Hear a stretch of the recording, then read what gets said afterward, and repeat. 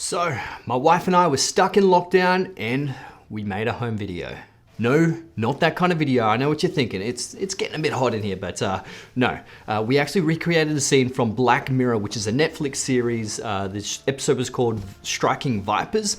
And to achieve this look, we needed three particular things. We're actually gonna be talking about the Nisi panel filter here, Black Allure mist filter. This is one of the key elements to creating that cinematic look, but let's have a look at the scene first and then we'll discuss. Let's get it.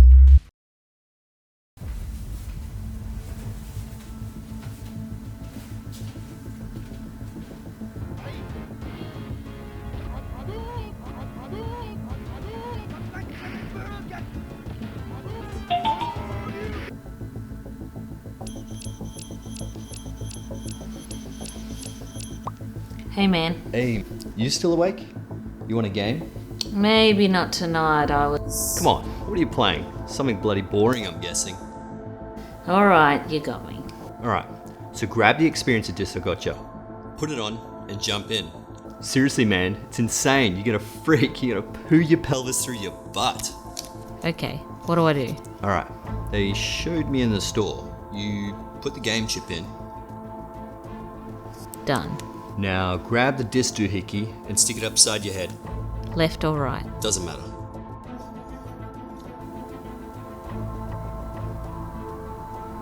Done. Okay, now hold down the sync button on the controller.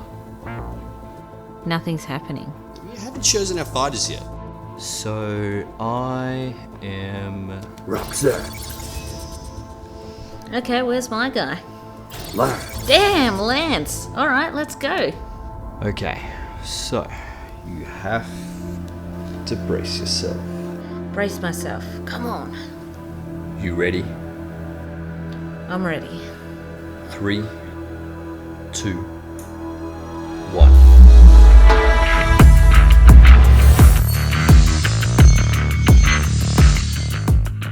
So Black Mirror is a fantastic anthology TV series on Netflix at the moment. It has individual episodes and they actually explore diversity of genres, but most of them are actually near future dystopias utilizing science fiction.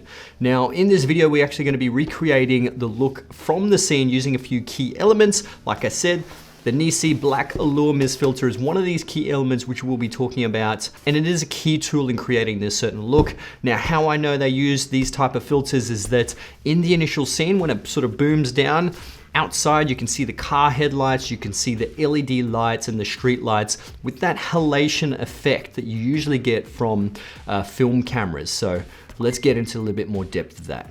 Now I'd just like to quickly jump in here and get you guys to like this video because this definitely does help the channel and push this video to more content creators out there.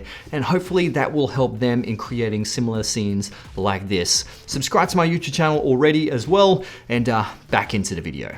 So creating a cinematic scene like this, you need to bring up that room ambience and create a little bit more depth. So specific framing and composition, your mise-en-scene. But besides that, you need to shoot with the correct tools. That definitely does help. Now I'll be going through those three things that you need: the diffusion filter, fog machine, and last of all, the most important is lighting.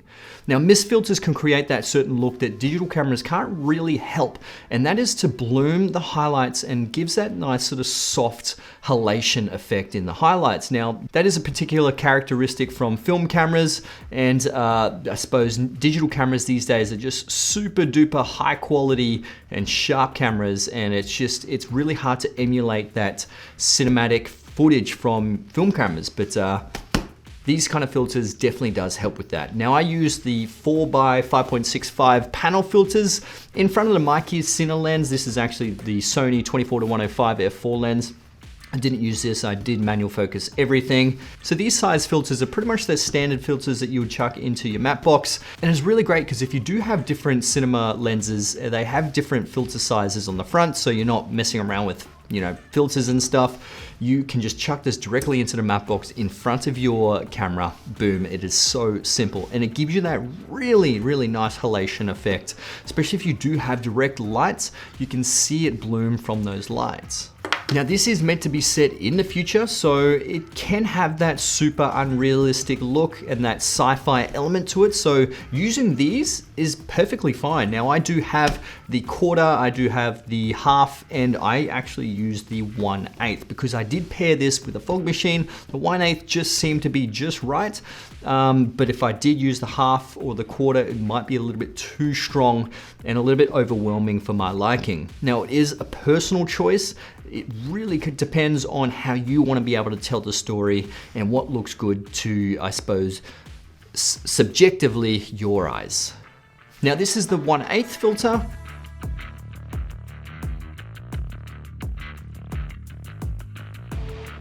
This is the 1/4. And now this is the half filter.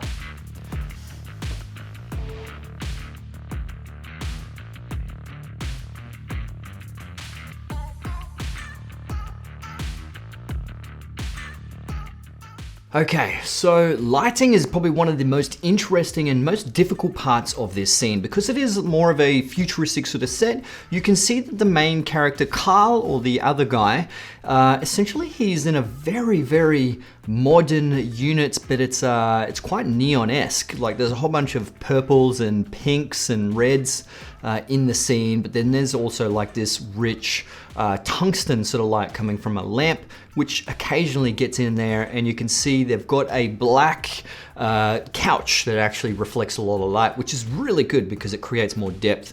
Unfortunately, we have a gray couch and it just absorbed the light and didn't really give too much for us. So I was kind of working with what we had. So that comes down to really good set design and specifically what you have in that moment. But in terms of lighting, it was a fairly basic lighting setup for the main character, Danny. He pretty much just had a tungsten light on one side, which was coming from the lamp.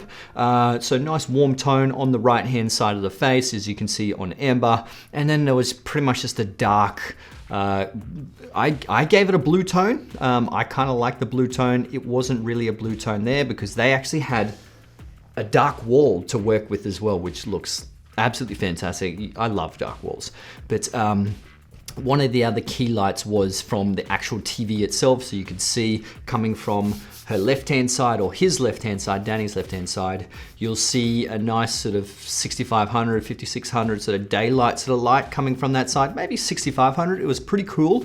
But it was really interesting, and that creates that contrasting levels. Now I did try and get the contrast pretty much just smack bang down on the nose in terms of that lamp light, which is what they did.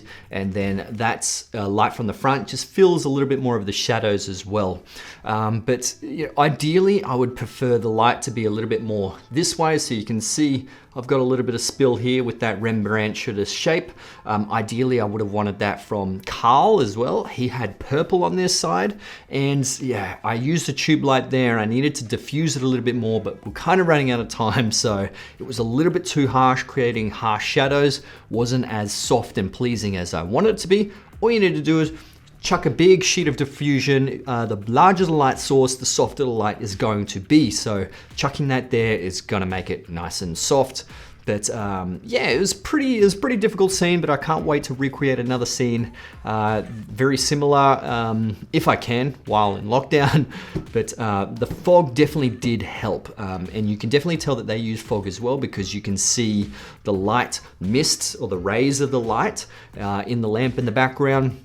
That is a very, very big, I suppose, key feature that you can actually see, and it just creates a little bit more room ambience. So you don't just have a light spilling hitting the surface, you actually see the physical light beam itself, which is what fog actually helps do, or fog or mist, whatever they use there.